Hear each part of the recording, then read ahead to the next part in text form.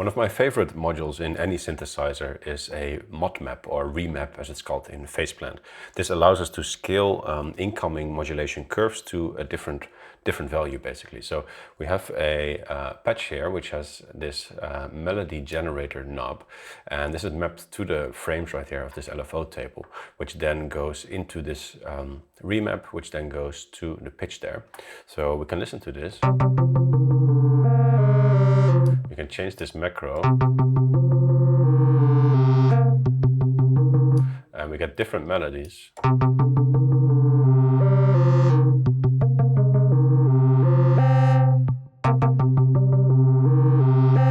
Right, so that's the idea. Let's take a look at that in a patch right here.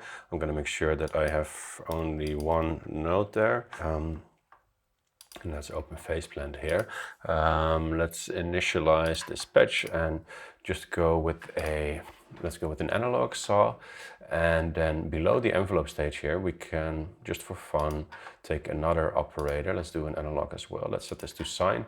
We can use this for some FM synthesis. So those green modulations, those are audio rate modulators, which means basically FM or AM synthesis. So we could set this up to the level, for example, for AM synthesis. We could also set it up to the pitch itself, the semitones.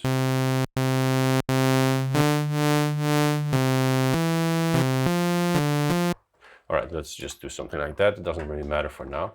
The real thing I want to show you is this mod map thing. So let's start with an LFO table, which is, as you might know, an LFO that can scroll through various tables or through various waves, I guess. So if we set this up to the cutoff like this, and we sync this to our tempo,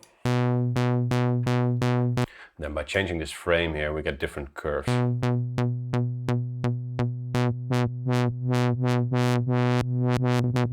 I really like this feature here. So we can use this, and instead of using that for the cutoff, we send that into a remap. So we'll clear this modulation and we'll set it to the input of this. If we now set this to the cutoff, it will be exactly the same, because this is set to linear. So the incoming values are directly mapped to the outgoing thing. Now, that becomes different if we start to change this curve here. So if we do something like this, even though in our modulator we have this smooth value down, we're scaling this now to the outer and the most lower values. So now we get sort of only two different values. Which, if you do this for pitch, you're going to get only 2 octaves apart if you set the range to an octave. So that's basically what we're going to use. But what we're going to do is we're going to open up the editor here, and we're going to choose this square wave here and set the range to 12, because we're going to make a scale here. Now, let's make a minor scale, which means that we start, of course, on the root note, then we go 2 notes up. If we want to take the A minor, it's going to be simple. So this would be the note A, this would be a B, then we have a C here, a D, an E, an F, a G, and then another A there all the way at the top. So now we have a minor scale. Let's listen to that.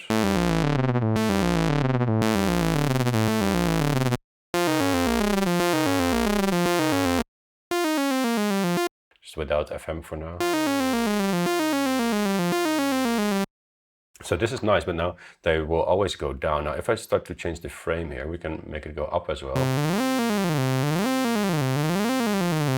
And you can, in fact, now choose a bunch of random kind of shapes here.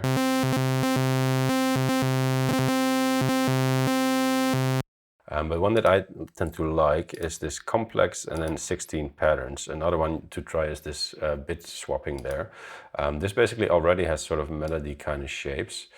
And it's also what I used in the original example. So now we can set up macro 1 to the frame, and we can call this melody.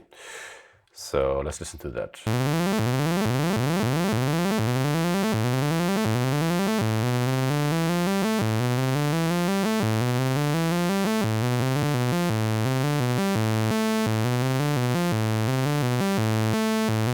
Now, of course, you could make other scales here as well. So you can make, for example, if we don't choose this 7, we can go there to a minor 7th, which would make it a harmonic minor scale. Sounds a little bit darker.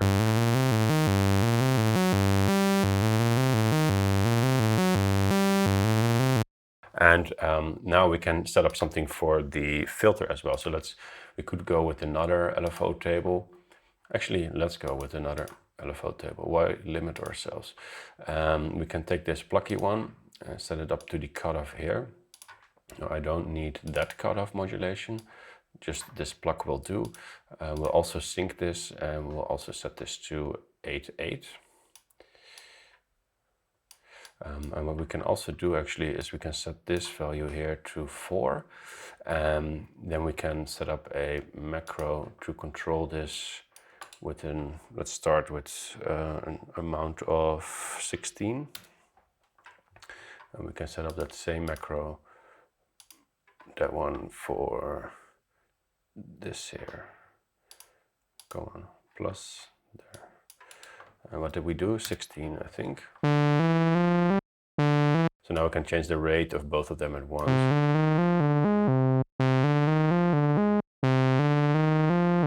So we have only 2 different values there. You could also take the modulator rate there, or the first number there to get a little bit more different speeds, I guess. So let's see. So we have this.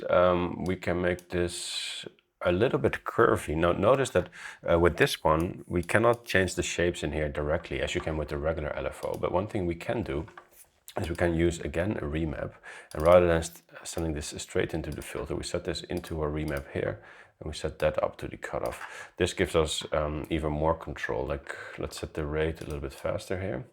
Listen to this.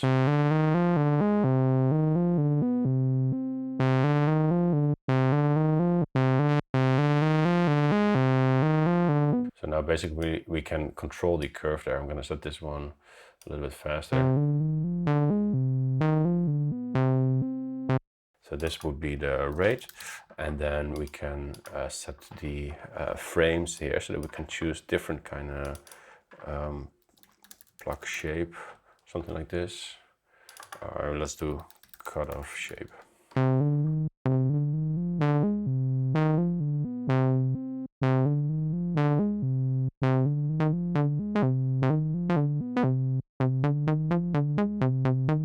And change our melody.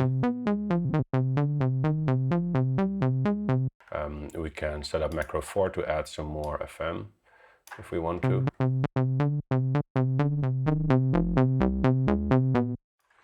This was AM and FM. You can also try a different wave there.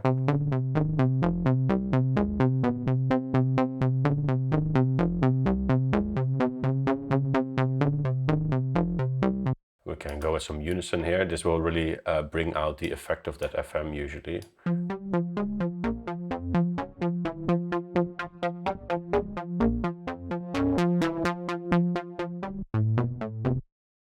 Now for the filter itself, we're modulating that. Basically, this is the amount of which that LFO is applied to the cutoff. So to make this patch a little bit more expressive, you could do a velocity here and set this up to the output here. So we would lower the actual output and increase the range there. So now if I hit the note quite softly, versus quite loud. So we can do some fun stuff with that. Of course, you can also go into your multipass and your sort of fancy effects here. So this splits the frequency band. So with this, you can apply, for example, a reverb only on the top half of the sound, only on these frequencies, which you can barely hear right now. Let's listen to that unsoloed.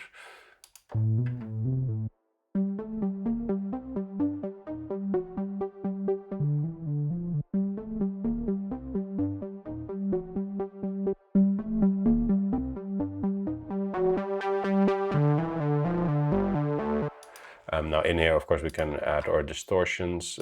We can add our non-linear filter, and I like to use this in this flat mode.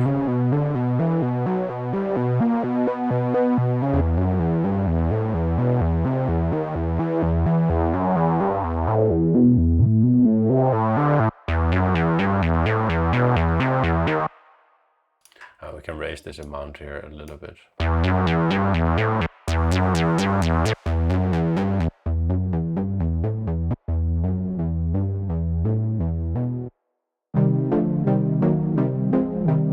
Let's set this polyphony to 1 here.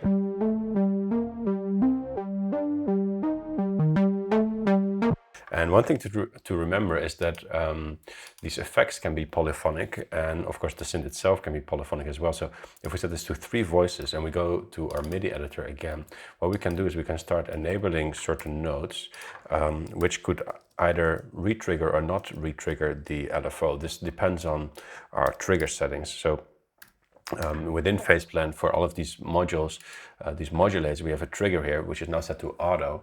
We can set it to trigger at the first note on of a group of legato notes. And we can do the same with this one here. And what that means is that it will trigger for this first note here, because this is the first of a group. This is a legato note, which means a note that plays when another note is already playing. So this one will not re-trigger the LFO, but this one will. You can see what that sounds like.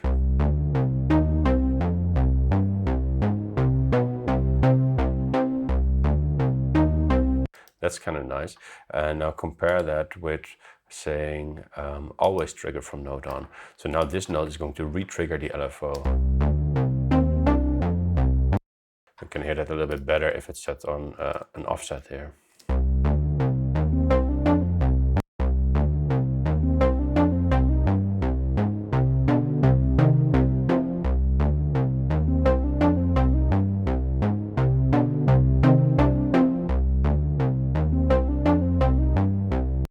Try an octave higher here.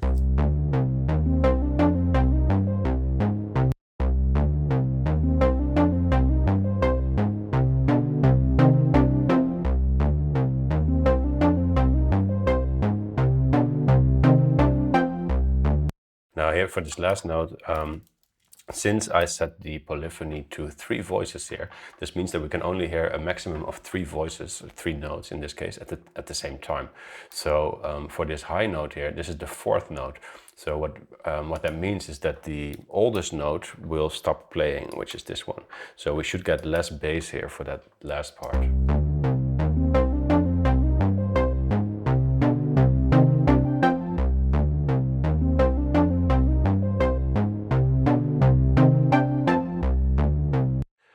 So that's a little bit about remaps and some of the ways you can use them. I'm trying to keep this video short, which I think failed already, but there you go. Thank you for watching. And if you're interested in this kind of stuff, I do have a full Phaseplant course available. I will put a link at the bottom of the video. Thank you, and we'll see you in another video.